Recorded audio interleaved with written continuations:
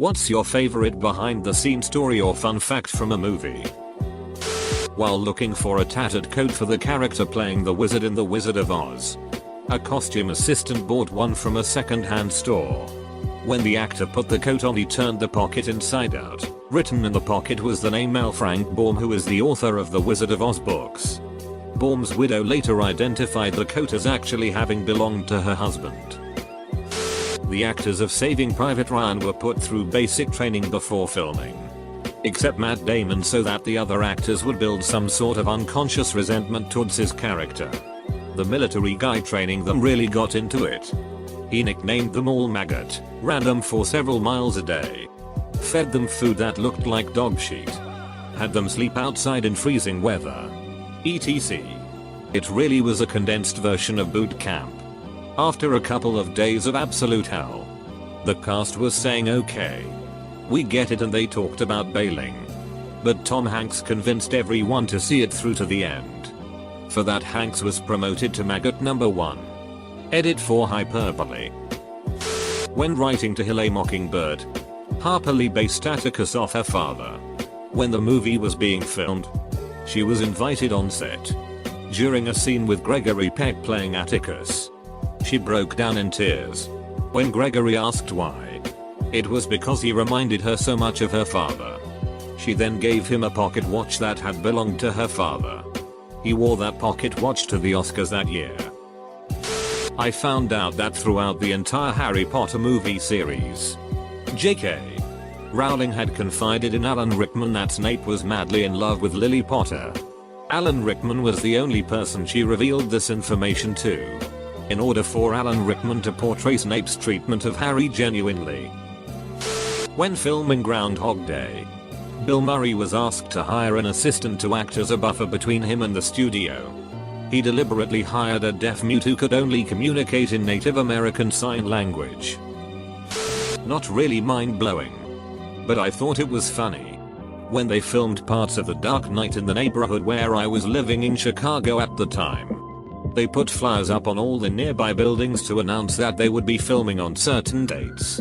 They used an alias for the name of the movie so they wouldn't attract unwanted attention.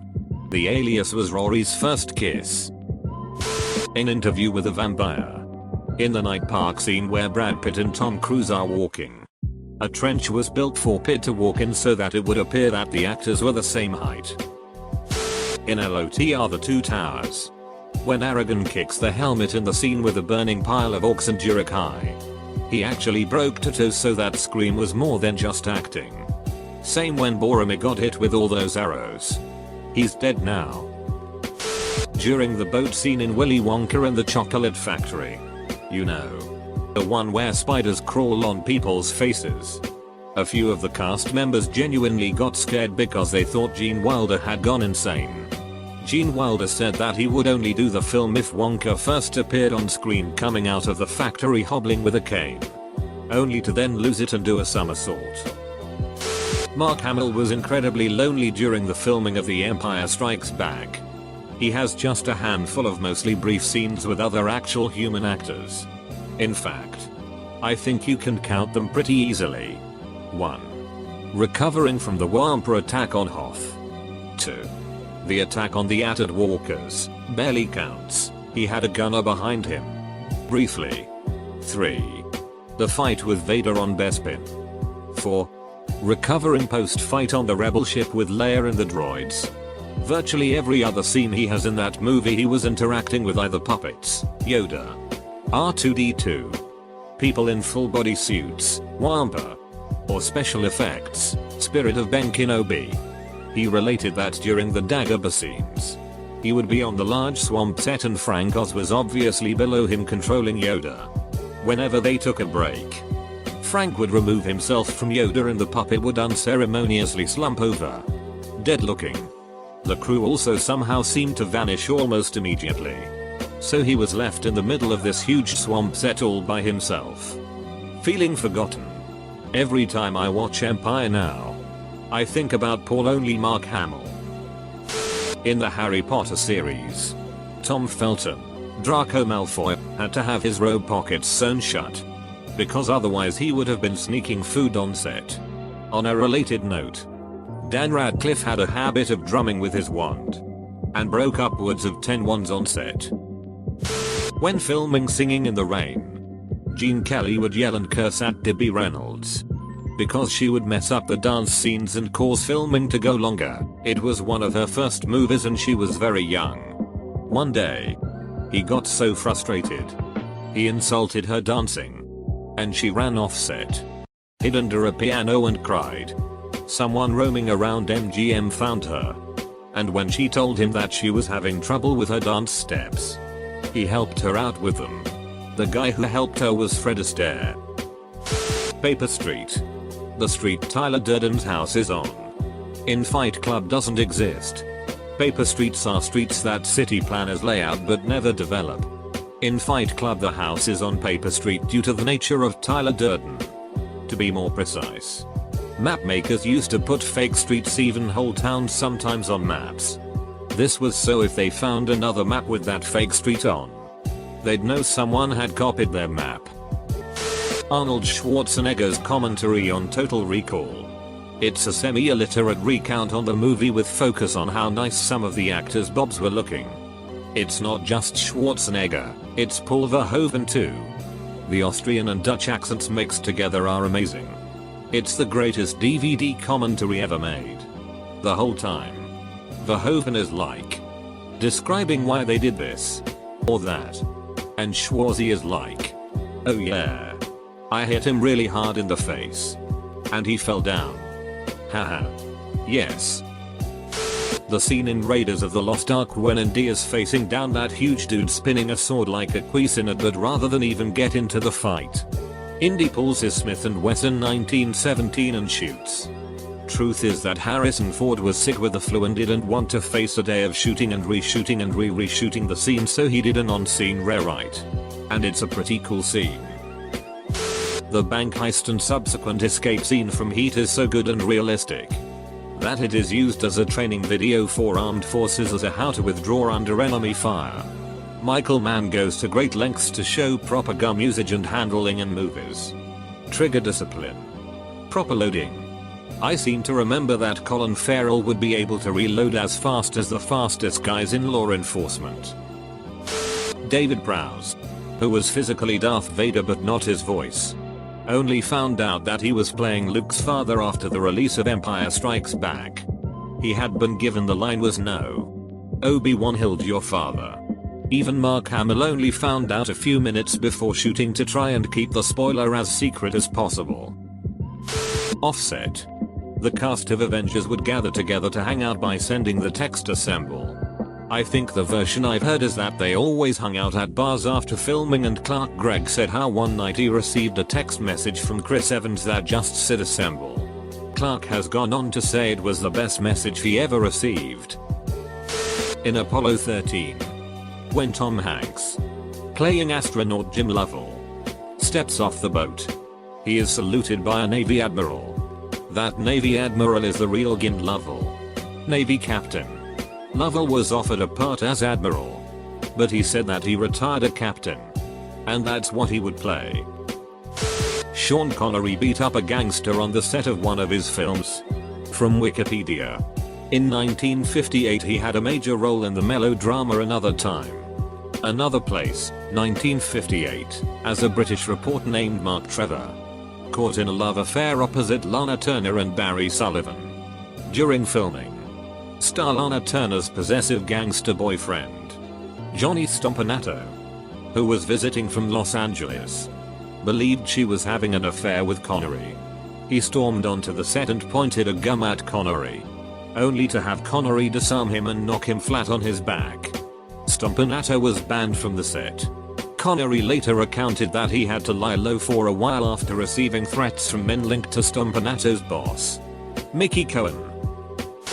During breaks in filming of Planet of the Apes, 1968, actors made up as different ape species tended to hang out together. Gorillas with gorillas. Orangutans with orangutans.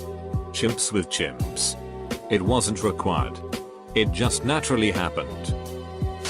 In the fifth Harry Potter movie, Helena Bonham Carter burst Matthew Lewis's, Neville's, eardrum with her wand while she was holding him in the ministry. The scene where Hermione takes the Polyjuice potion to become Helena Bonham Carter's character to get into her vault and the bank. They had Helena do the scene and then Hermione mimic her, then had Helena mimic her mimicking herself. Heath Ledger as the Joker in The Dark Knight. Clapping ominously at Commissioner Gordon's newest promotion wasn't scripted. Marvelous bit of improv acting that helps make the film. In The Fifth Element, the main antagonist and the main protagonist never actually meet.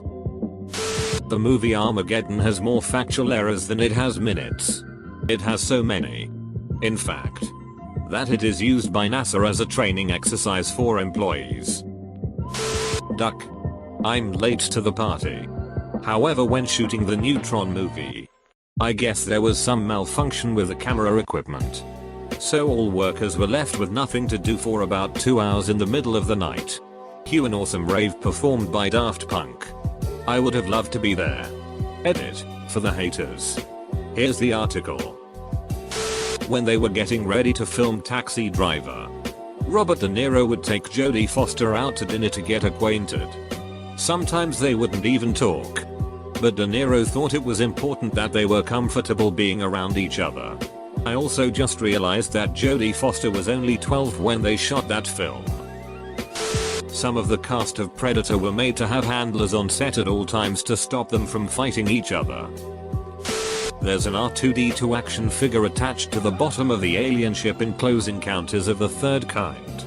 Also, R2 and C-3PO can be seen as hieroglyphics in the Well of Souls scene from Raiders of the Lost Ark.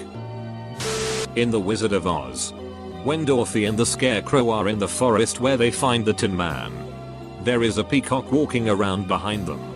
This wasn't scripted, and the bird had escaped from a different set and just happened to walk into the shot. In The Office during Michael's last Dundies when everyone starts singing the 9,986,000 minutes song and he tears up. Those are actually real tears. He had no idea they were going to do that. It was kinda their way of saying goodbye. The first Iron Man movie didn't have a script. It was basically all improvisation. Source.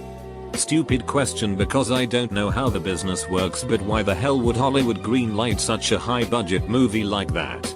With one of the biggest comic names nonetheless. Without a script? One of my favorites is related to the Blues Brothers. One night, while filming out in the countryside, John Belushi went missing. Dan Aykroyd went out to look for him. Aykroyd walked to a nearby house and knocked on the door.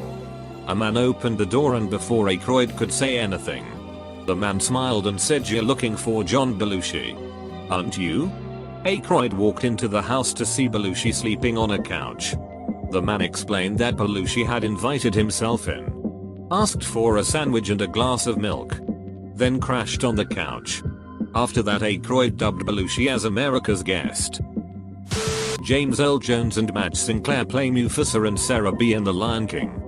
James Earl Jones and Madge Sinclair play King Jaffe Joffer and Queen Aeolian in Coming to America. They've played rulers of African kingdoms together in Twice. In Animal House, all the Delta guys stayed together in a hotel and partied, while the douchebag frat guys actors had to stay on other floor to breed resentments. Makeup artist here. If zombie drinking game ever comes out, everyone is actually drunk. In every scene, I stayed sober. I had to man the hairdryer. Liquid latex needs to be dried. In Shaun of the Dead, the reason Ed asks for a cornetto in the morning after they got drunk is because that's what the director used to use as a hangover cure.